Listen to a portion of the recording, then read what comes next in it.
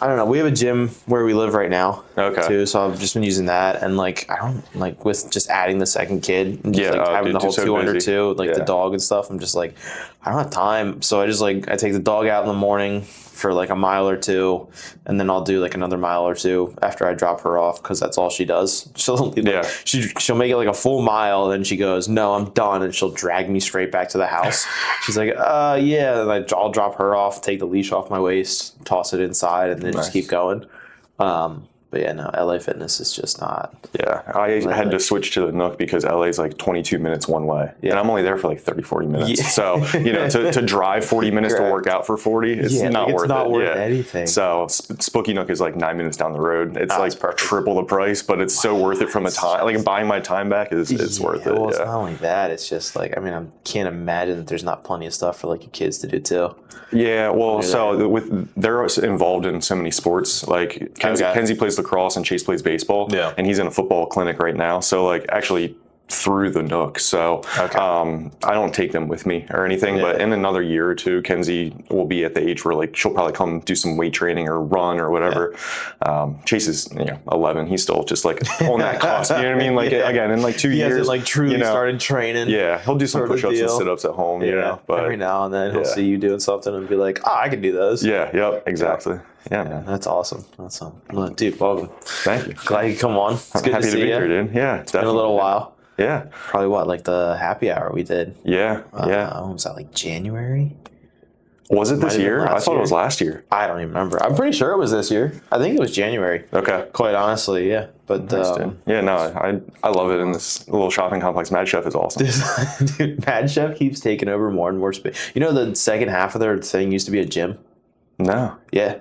There used to be a gym, so like they have like this building right next to me, and then they have the one that goes like all the way down. They have like the big like cutout there. Is that for more space? Like they bought seating? out like the space and like the seating. Correct. Okay. So where their main entrance is now, all the way down, that used to be like the entrance to like a Formula Fitness or something like that, like a 24-hour sort of deal. So like they used to only. I remember they were small. The size, yeah. And now they doubled their space. That's awesome. And it's just. I love breweries in general. I'm not even a beer drinker, but just like the atmosphere and the food, like it's just you can't go wrong at any brewery. That is truly why I love doing my like just the happy hours there. Yeah, because they just come on over. Yeah, just hang out for an hour, spend money, drink with us, have fun, talk to your friends. It is a lot of fun. It's a good spot. It's a really good spot. So. But man, like real estate stuff. Obviously, J.R. Heller. Yeah, and you're just absolutely killing it up there and doing what we can. Stuff. Yeah. Now, I mean, we've always kind of focused on the investment side. Like the money for us was always on the investment. We still obviously don't turn away business. So buyers, sellers, we'll work with everybody to make sure that their needs are met. But personally, for like Josh and myself, we're looking for investment opportunities. Whether it's fix and flip, buy and hold, wholesaling out to other investors, whatever we can do to monetize good deals. Okay. So we, spend a good bit of money in direct to seller marketing. It's a pay to play business. It's not like a organic. As a realtor, you're always sphere of influence. Hit your sphere of influence. Hit your sphere of influence. Get referrals, and that works for a realtor. But on the investment side, you're not getting referrals for pre foreclosure homes or tax delinquent homes or hoarder houses. Exactly. Dude, I just got fleas like 2 months ago from a house. Okay. We're going to scoot back a little bit. Dude, no. I mean, I didn't even get into that house. I had to bomb my car, but I knew the second it happened too. I was walking through the house, disgusting home, taking photos, doing my thing, got all the information. There was a room that was, instead of a door, it was covered with a sheet. Mm-hmm. And I was like, I knew I had to get a photo of it, and I didn't want to touch the sheet, and I pulled it back, took a photo. I get in my car, and I see like little black things on my leg, and I start picking them off, throwing them out the window and everything. Thought I got them all. I went into the house, everything was fine. Dude, I thought I did. The next morning, I come out, and I'm on my way to my stepson's baseball game with my stepdaughter, and she's sitting in the front seat, I'm sitting here, and we just see them jumping around on it. I'm like, you got to be kidding me. I was like, Kenzie, get out, burn your clothes. I'm bombing my car. You know what I mean? And then it was out. We'll get you new ones. I promise. It's all good. It was wrapped up in 12, 18 hours. You know what I mean? Like I took care of it. It was gone and never made it into the house. But dude, I go to some sketchy houses. That's crazy. Oh man, sketchy houses. That's fun. What's the worst one you've had so far? I mean, that story stands out just because I took something home with me. You know what I mean? Not that it made it into the house, but that one stood out for sure. I don't know. I mean, we've been in homes that I believe somebody's been murdered in. I mean, it smelled like death, and there's blood on the kitchen floor. I mean, it was brought to us by another investor, so they never occupied or owned the home, so they can't disclose. So we didn't know what was going on. We ended up passing on that one, but walking into that was a little, suspect. You're like, what happened the moment you walked through the door? Yep. And then, I mean, just a bunch of hoarder houses, and just we just picked one up in the Center Valley, and she has a beaushe home. Great area, just doesn't take care of it. Overgrown in the yard and everything. Like township's calling us. She actually, we bought it from her, but she's staying there as a tenant. She didn't want to sell, but she had to sell. So we made it work for her numbers wise. Saved her from the situation that she was in. So it was a win-win. We acquired a house at a good price, and then she has less than market rent, to stay there.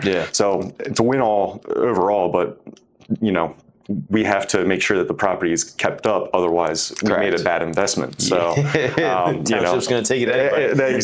Exactly. So, and we have it structured in the lease that it takes care of all maintenance. So it's like, hey, we'll get the people out for you, but you gotta you gotta take care of it and pay for it. So that's not, because we're not like making anything on it right now. Like it was an equity play long term. So that's fair. It's like, okay, we're not making any money. We're not going to come out of pocket to keep upkeep this house. So, no crazy stories other than the flea story was the worst. It's the worst one for sure. Yeah, that's fair. Yeah, you see a lot of drug users, and a lot of the houses that we're buying and looking at are inner city. Lancaster, Harrisburg. Lancaster's actually, I feel, the safest in Lancaster. I go into certain areas of York, Harrisburg, and Reading that I'm a little. I'm taking my watch off before I go in. You know what I mean? And Even that's as why, big as you are, that's why you work out so hard. I dress the way I do, so that way I'm not like, I don't want to show up in a suit or a flashy car. Like I show up as just an average guy. I'm just, I don't want to have that stigma. You know what I mean? Because again, on the realtor side, like if I'm showing houses or I'm showing up for a listing appointment, $500,000 house, I got to look presentable, you know? So I obviously will dress differently, but my daily wear is gym clothes. So I keep a low profile because I'm going into some suspect areas sometimes at night, so I'm like, this is, because people get out of work at, 6, 7 o'clock. And so it's like, all right, I'll come up and meet you now. But I'm a little nervous, and I am big on no dogs. If they have dogs, I'm like, you need to take the dog outside or crate it or something. Like I don't care how nice they are. I'm a stranger. I'm a stranger. Like I've had really bad experiences with dogs, so I don't mess with dogs. Good for you. Yeah, man. At least you stand your ground on that one. Of course, dude. Yeah. Yeah, the one guy, it was a mobile home, and he had scars all over his hand that I didn't realize until after. And he was like, "Don't worry, the dog's nice." I'm like, I stood my ground. I'm like, "No, like you gotta take care of the dog." He's like, "Oh, he's so nice." Whatever. Got him in the room, barking his head off the whole time. Finally do my walkthrough. On my way out, the dog's still barking. He's like, "Oh yeah, don't worry about the dog. I mean, she's got me a few times and showing me scars on his hands. You just told me the dog doesn't bite, and you're showing me scars. Like, dude, what is it?" The owner, the owner is scarred up. It's like, come on now. Oh man, that's never good. That's never good at all.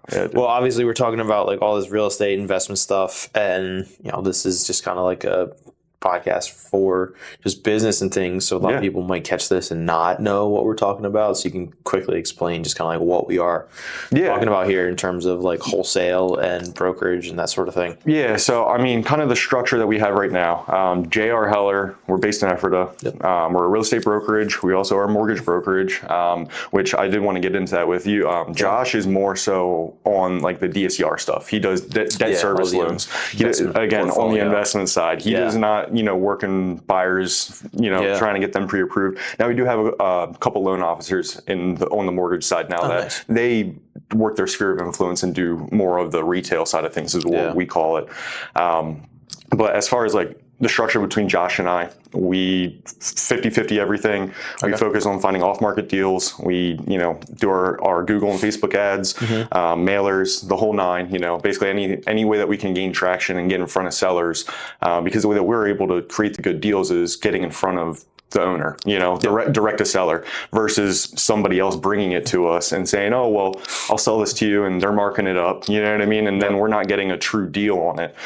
So we go out to the property, build a relationship with the seller, figure out if it works for a cash offer for us, figure out if they just want to keep it off market, but maybe they need a little bit more money than what we can offer them. And then, maybe we can bring a third party to the table, wholesale it to them, basically get it under contract and assign it out and take what's considered an assignment fee, or we can list the property. So, and oftentimes I have sellers that contact us that think they want a cash offer until they understand what goes into a cash offer. Because they, everybody watches HGTV. They think, hey, you're buying it for $100,000, you're putting 100 into it and you're selling it for 400, you're making 200 grand. I'm like, that's not how this works. No, I mean, just at closing, I have an extra 8%, between like title fees and then my private money, transfer tax, hard money. Exactly. Like the points I'm paying. So everything in it, I'm already in it tens of thousands of dollars on top of what I'm giving you just from day one.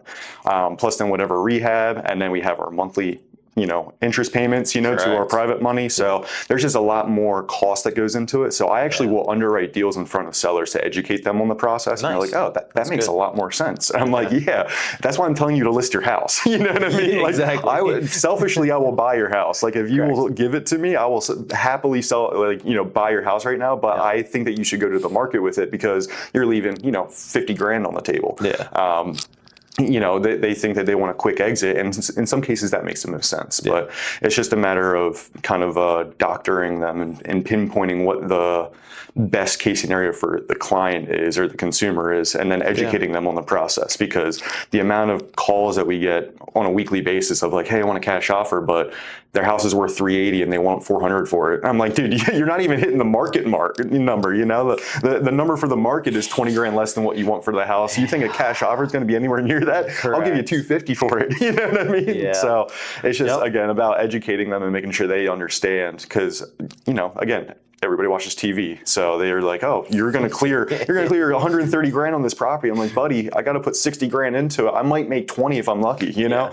So exactly. After all the time, effort, labor, all the other stuff. It's exactly. Just, at the end of the day, sure, I might make 20 grand. Yeah, it's still good profit.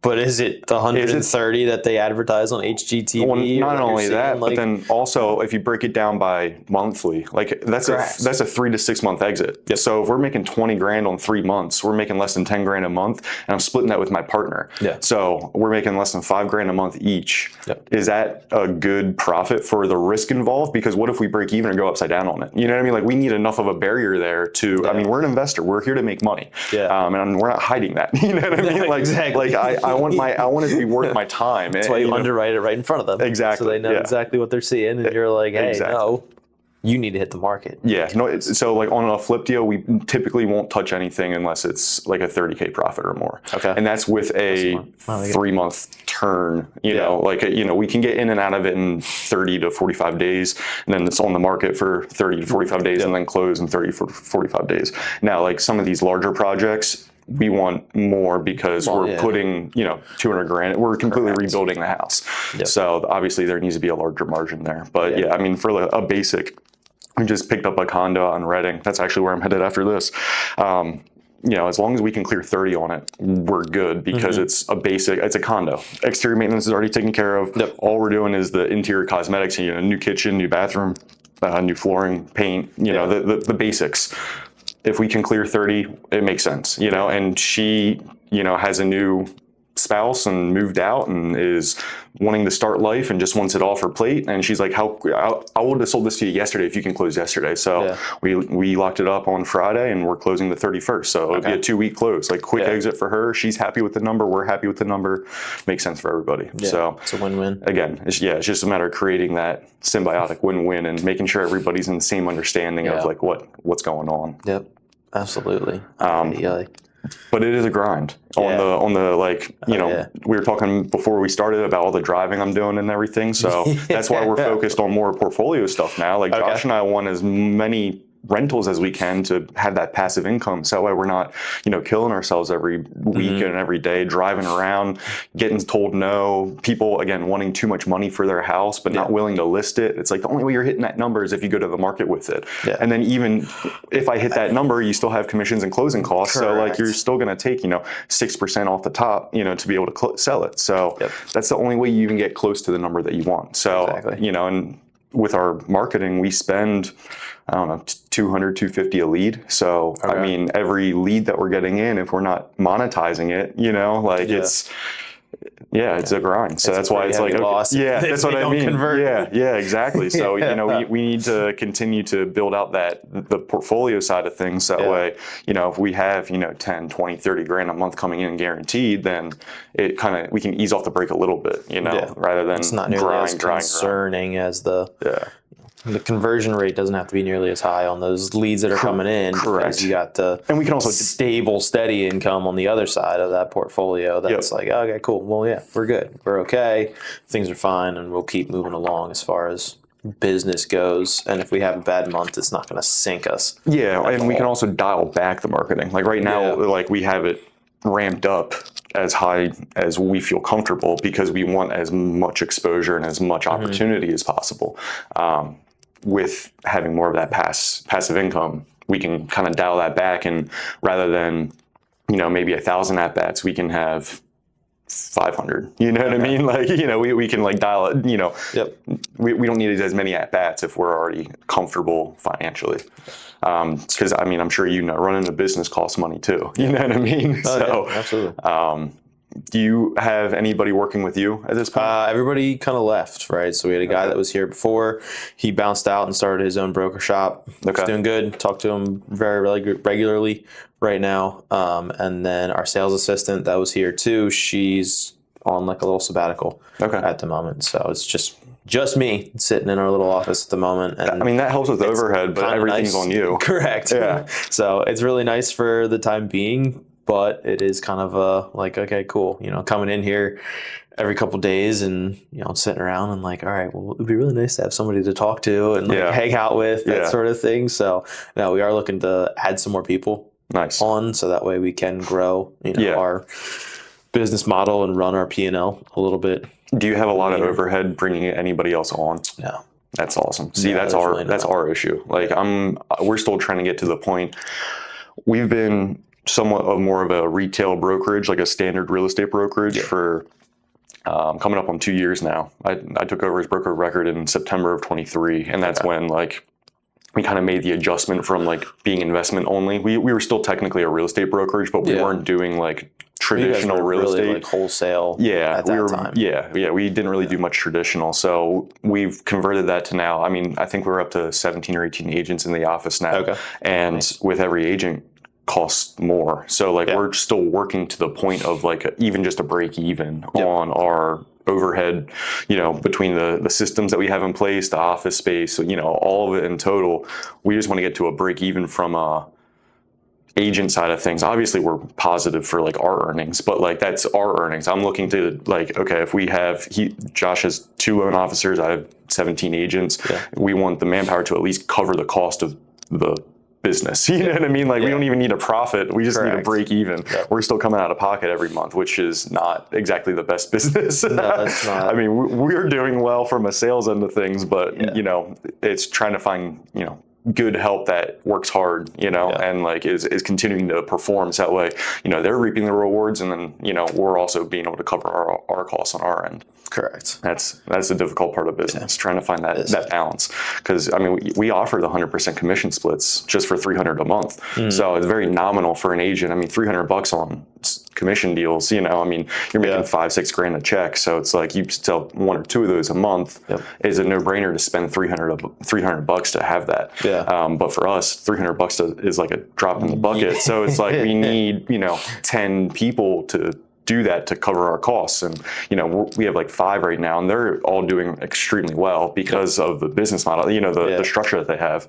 But then, everybody wants to get in real estate, but then nobody wants to pick up the phone or do the work, you know? So we have a lot of those as well, you know, which every brokerage has, you know, it's not a J.R. Heller thing. That's a, you know, it's an industry thing. So it's kind of like, well, I can't spoon feed you, you know, I'll lead you to water, but I'm not going to force you to drink it. We can give you the leads. We can do all the stuff for you. But if you don't want to pick up the phone and make the phone calls at the end of the day, like, exactly. You're only handcuffing yourself at this stage.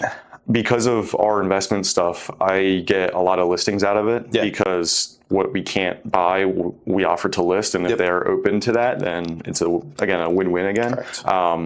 So I get these listings and it's a benefit to my seller to run an open house. I can only be one place at one time. So I always will reach out to, you know, I have a group chat with everybody in it. I'm like, hey, who wants this open house at this, you know, you can even set it for your own day and time. Typically Sundays at 1 to 3 is like the go-to time. But like, if you want to do like a 5 to 7 on a Wednesday, like as long as you market it and advertise it, like you can do whatever you want with it. No responses. I'll be like, hey, I got 4 listings. Here are the addresses. Who wants to do an open house this week? Wow. Nothing. And the reason being is because we have the ones that are performing who have their own business, so they don't really have they don't need it. And then the ones who could use the help don't want to work about it. They're nervous, or just like they're busy with social life or work life or whatever. You know, they just, you know, it's like, again, I can lead you to water, but I can't make you drink. I can't force you to do anything. You're an independent contractor, but I'm trying to help you as like a leader, you know, a manager, so to speak. I want to help you grow and make you perform, and I just can't force it on them, you know? It's tough. You really can't, and it is the hard part, but I mean, I guess the other thing with that is it's so much harder for, I feel like, real estate agents to like break into this industry as far as that goes, just because like, you know, most people think real estate and they're going to dive in and be like, oh, okay, cool, I got to call a realtor to sell my house. And then the first thing to do is jump on Google, who has the best reviews? And then that's who they're calling. Well, if you're starting off, like, you don't have anything, right? Like, you need someone like yourself to be like, oh, hey, I have these listings. I have 5 open houses that need to be done this week. There's 12 of you that aren't doing enough business at this time. Like, maybe you should do that. My first deal was off an open house. Like, well, that's just it. I literally, my first transaction, you know, back 8 years ago now, my one of my mentors, he was a flipper. He still is, actually. Shout out Dave Garpsis. You know, him and Carissa, his wife, they had a property on West King Street in Lancaster, and they needed somebody to run an open house. Adrian was my other mentor, Adrian Young. Shout out Adrian. And I was like, hey, I'll happily do it. I went in there, had some parents come through. They were, you know, 50s, 60s, taking photos on FaceTime and everything, and asking me questions. And then they asked me about, like, I guess the neighborhood. And I was like, well, legally, I can't like tell you. You have to do your own research. But to be completely honest with you, like, I'm not super familiar with the territory. Like, I grew up in the suburbs. I'm just getting into real estate. The dad immediately was like, we can work with this guy, because I was honest with him. I didn't bullshit him. You know, I was like, okay, this guy is going to take care of us. Calls me that night then, hey, can we come back tomorrow, Monday, to see it again? Again, going the sort of realtor bit, I was all suited up. You know, I'm trying to look the part, look real professional. It's a flipped house. AC's not on because it's vacant. To keep costs down. No. So I'm in there with you know, the kid. With the kid, like the parents and their daughter, who's like, I don't know, maybe 20. Like, she was a couple years younger than me, and her boyfriend. They're walking. They love it. And they're like, hey, we want to put together an offer. So I'm sitting there writing up an offer. Never wrote up an offer before in my life. I don't know if I'm doing it right or not. Like, I've had some trainings, but I've never actually done it. Dripping sweat off my nose. Like, dude, I'm like shaking. You know what I mean? Like, trying to fill it out. We got it done, though. We got it done. Yeah, we got it done. But yeah, I mean, that's how businesses. You know, that's how you get started. And it's like, okay, once you do it once, it's like, I can replicate that. I can do that over again, you know? And it's just that confidence boost that you need. And the only way to get that is exposure. And like these agents just don't see that, you know? It's so hard. It's like, everybody thinks that social media is the answer right now. And like, truthfully, sure. Like, you can do really well. You can do a lot with it. You know, there's a guy out of Harrisburg who he got famous on like Instagram and TikTok for speed tours. Oh yeah, you know what I'm talking about. I don't know who you're talking about, but I've seen the speed tours. Definitely, like everyone's seen it a couple times now. But like, he's like 20 years old. Yeah, and that's like awesome. Got in at like 18 years old. Just did really good business up in Harrisburg, and just took himself down to. He moved to like Houston, Texas, like a year or two ago, and just awesome. Like doing the same thing, just running around, just okay, like good for you, man. That's awesome. He built a brand around himself. Correct. Yeah, that's what you have to do. Yeah, for social media wise, that's 100% what you have to do. But if you really want to be successful at this in this world, I do just think that like some of the old school stuff of just like picking up the phone and calling the expired listings, calling your dead leads, calling, Sam Kreiser and myself are doing these every Wednesday. We sit down for like an hour and a half and we call through all of our old clients. We've gone through like 150 people. Wow. And we've turned now like 7 or 8 clients like back around of like, oh, we were thinking about it, we weren't. Yeah, they were on the fence and you gave them a little push that they needed. They got the little kick, or like it's been like 2 years and they were like, oh, we didn't end up doing anything back then, but we want to do something now. Yep. Right. And it's just like, okay, yeah, that wouldn't have happened if we didn't just like pick up the phone and just make the call. And it's so easy. It really is. But it's so terrifying at the same time. And I do get that point of like, if you're new to this industry and you don't have that experience of dealing with the, like that, like the hard no, and trying to counter that in a positive way, sort of thing, then like, no, you're just not gonna do it. At the end of the day, we're all people. So it's just building relationships. Right. You know what I mean? And so like people are worried, like everybody wants a script. They're like, what do I say? Just ask them how their day's going. Ask them if they're still interested. I mean, it's a very just talk to them as if you're talking to your mom or your spouse. You know what I mean? Like it's a simple conversation. They're a friend of yours you're calling to just catch up with at the end of the day. Like exactly. You don't have to, you don't have to have some lifelong relationship with this person. It's truly just hey, how are things going for you? Correct. Yeah. Oh, okay, great. Oh, you are looking to buy a house. Oh, you are looking to sell your house. It's just that easy at the end of the day. And for someone like yourself, I mean, I guess you can do this as well, but like on the mortgage side, it's a little different than the real estate side, even though they work hand in hand. A lot of real estate agents do this as well, where they kind of get these onesie twosies where it's like one buyer or one seller, and then you're not getting any referral business off of it. What I teach like my newer agents, I'm like, if you can get 1 or 2 good investors that are doing multiple deals a year, you build a reoccurring revenue. You're building a business at that point. Whereas obviously you want to continue to focus on that retail client that's going to buy one house from you, and hopefully in 7 years when they want to sell, you sell their house and help them buy another one, and hopefully they refer you to their friends and family. But if you can on like the selling side for real estate, and you can do this with like debt service loans on your end, which is what Josh does with his. Like he has a couple investors he works closely with, and he just does their DSCRs every time they want to cash out refi. There you go. And it's just like reoccurring. It's guaranteed business. If you take good care of them, they'll take good care of you. And on the real estate side, you find some good deals. Driving for dollars is huge. Drive around, look for dilapidated houses. Knock on the door. Knock on the door. Skip trace their information. Give them a call. Because 9 times out of 10 it's a vacant home. The people who own it aren't even there. So get their information online. Give them a call. Hey, I saw the house looks like it might be vacant. Are you interested in selling? And I'm a cash buyer, or I have cash buyers. You provide that deal to an investor, they're going to be like, they're calling you next week. Hey, you got another one for me? Exactly. You got another? I need you to find more. Exactly. I need you to find more. Go find more. And then it's all of a There's sudden 6, 10, 12 transactions a year. And if they're flippers, not rental guys, buy and holds, you're getting the listing then too. So you're getting paid on the acquisition. You can turn 10 deals to 20 deals from one person overnight on a high-performing investor, which all investors are going to buy whatever you give them if it's a good deal. If the numbers make sense, they'll buy all day long. That's right. So that's like what I focus when I'm teaching, because it is hard breaking into the industry and trying to find that one client to work with you, and you finally get that one buyer, and then something falls apart before closing. I mean, you're devastated. You're like, what did I do wrong? And it's like, it wasn't even your fault, but like maybe there could have been something that you could have done prior to that to save it. But that comes from experience. You have to go through that to learn what you missed, And then, I mean, you lose that one deal, you think, oh, I'm going to get my first commission check, and it falls apart a week before closing. You're like, oh, this is hard, I have to work.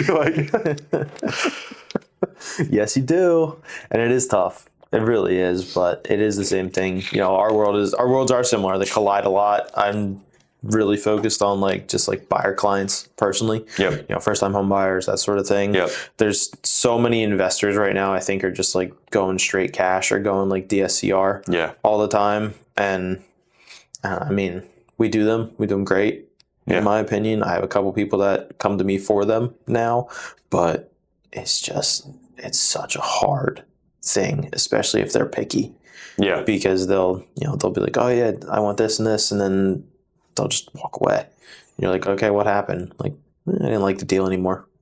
They're just gone. And you're like, oh, okay, sounds great. So it's hit or miss right now for me. Are you doing any like PHFA or? Oh yeah. Okay. Yeah, so I'd say any 203Ks at all? 203Ks, no. Okay. Quite honestly, Right. you know, the rehab loans Yep. are few and far between, and most of the time it's just because like the buyers that I'm working with just get scared. Well, the rate is tremendously higher. But then second, like what I found that I'm struggling with, because I have a client that's like perfect for the 203K. Like she checks all the boxes. She just flipped a house herself. It was her primary. They're selling that. We're under contract right now, selling it. And like it's contingent on them finding suitable housing. Yeah. Well, their budget is not necessarily a great budget in this market. You know, I mean, we're looking at sub 200. So, I mean, you know what you're looking at in sub 200 in the Lancaster area. Yeah, correct. So we're looking at some of these homes that need work. Well, they're capable of doing like all of the work. They have the ability to do that. The problem that we're running into is some of them won't even pass conventional because of how bad they are. Yeah. So like you either need to pay it in full cash, which drains their, proceeds. Like they can't, they have no rehab then. They have no money to rehab. And like a 203K won't get it to an FHA standard. Like it's not enough to get it to an FHA standard. And you can't use any of your funds to be able to, so you basically have to have all the cash to be able to buy it cash and then also do all the work. What about conventional rehab? Like have you looked at that? I have not. Yeah.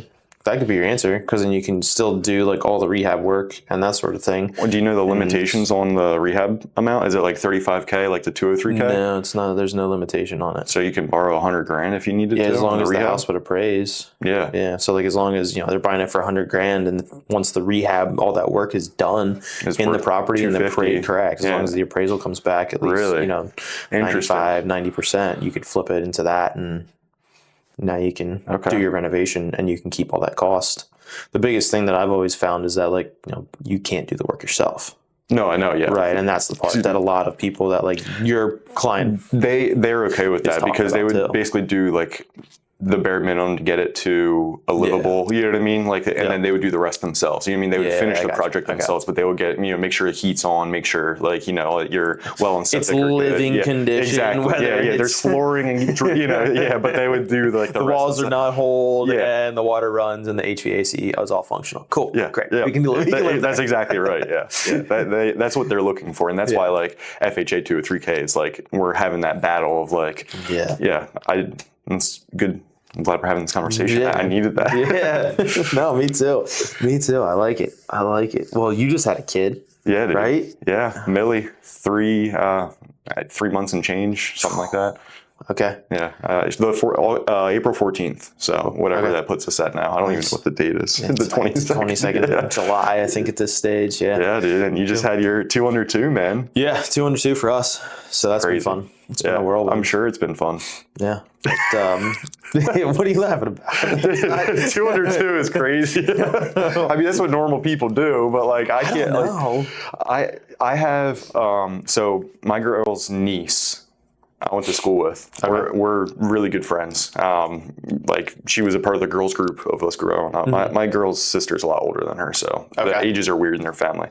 But anyway, so her and her husband, they have 5 under 7. And like I go over to the house and it is just a zoo and the kids love it. Like my kids love running around with their cousins. Guarantee they do. It's so much fun, but I'm like, dude, this is mayhem. And I'm an only child, so like I grew up in like a quiet, I was just hanging out, playing my video games or throwing ball with my dad. Like I didn't have like the pure chaos that is that many children. Yeah, and they live in a cul-de-sac, so the neighbor kids come over. I mean, there are times where we have 20 kids kids running in and out of the house. Like, it's nuts. And they're all under 10 years old, except for my kids. My kids are the oldest. That's 11 and 13. Still, that's Dude, awesome. It's crazy. Bro. Yeah. That's so much fun. Yeah. Oh, it is. But I couldn't imagine it every day. You know what I mean? Like, I couldn't imagine living that way. Like, it's so much fun for us to go visit. We'll spend, all day there. It's a great time, but every day, all day. Then you get to leave. You get to leave and go home. You're like, oh my gosh, peace and quiet. Thank you so much. Oh, dude. I mean, I'm sure you guys remember going out to the bars, like, in our early 20s, and you go home and your ears are ringing. You're like, dude, that's what it's like leaving that house. It's like, dude, I was just clubbing, man. Like, it's nuts. It's just a different style of club. Dude, Chaos club. Yeah. Yeah. Oh, dude, it's so much fun, though. I love it. That's so But that's kind of what I envision you on a smaller scale of 2 under 2. You could have them both yelling at the same time, and it's like, what do I do here, Yeah, I mean, the nice part is, like, our youngest is only a month old, right? So she's still in the phase of, like, she screams and she's either got gas, she's hungry, or she's just uncomfortable in some way. And our other one turns 2 in, like, 2 weeks. So we're just kind of like, okay, great. You need attention? Okay, cool. Just pick her up, and she's like, "Oh, I want this, I want that," and she'll point to point to something, and she goes, "Please, please." That's awesome. It's really cute, and then or she just wants to torture the dog, and the dog ran away. So nice, and that gives her a good meltdown every now and then. So that's awesome. But it is fun. It's a lot of fun. So I mean, good for you on adding in that third with that big age gap. That's I know. Yeah, we need to I already got a consultation for a vasectomy. I'm like, we're not having any more, dude. We're done here. Like, so good for you. Yeah, getting that done as soon as possible. Making sure that we have our 3 and we're done. Yeah. 3's for me, baby. Yeah, that's right. That's right. Yeah.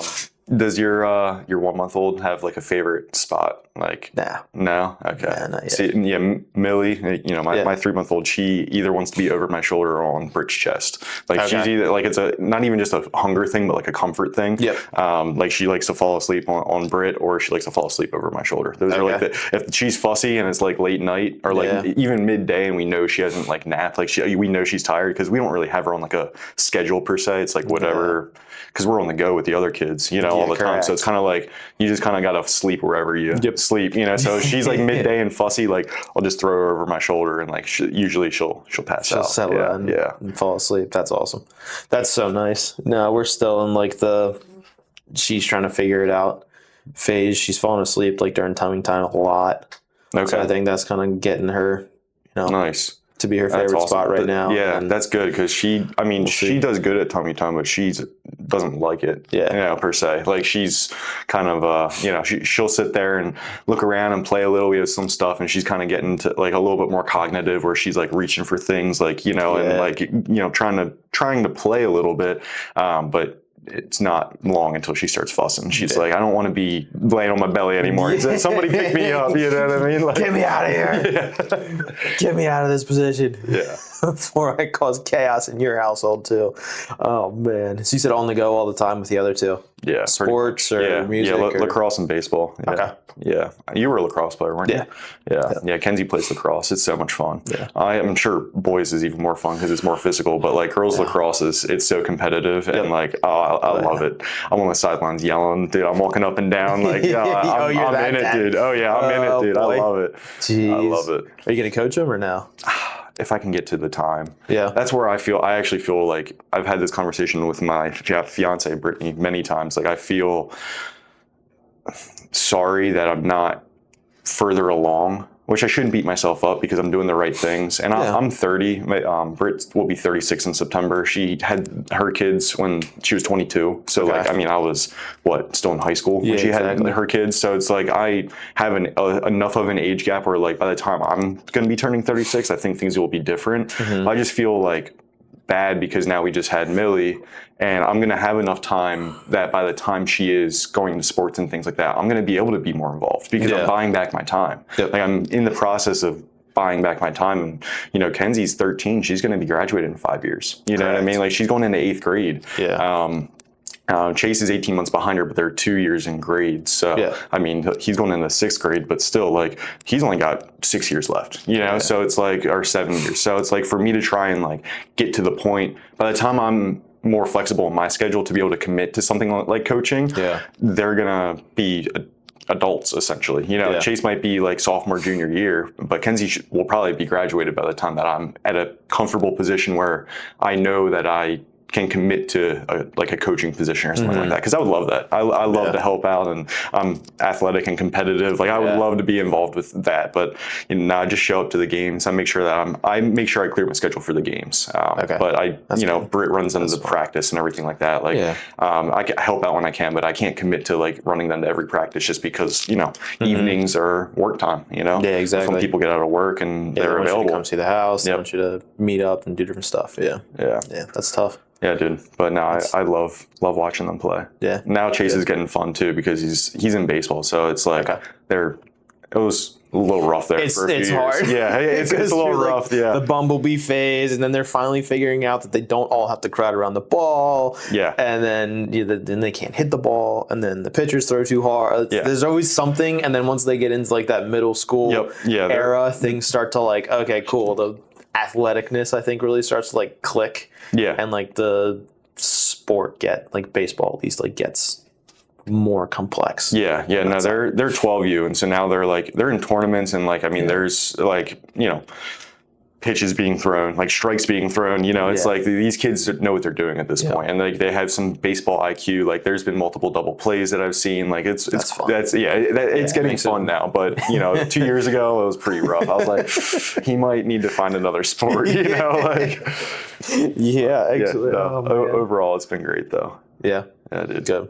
Do you foresee, obviously they're too young to tell, do you foresee like music or dance or I don't know sports? Like what do you think? Is your wife athletic? Like did she play sports? She was field hockey, swimming, and track. Okay. So I can imagine. She was a three-sporter. Yeah, I can imagine they'll probably end up playing some sports. Yeah, and then I did two, cross country and lacrosse.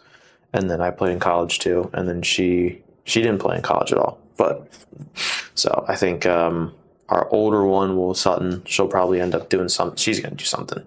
She's already she picks up every ball and throws it for the dog, just at you, just across the room, whatever she can do to throw it.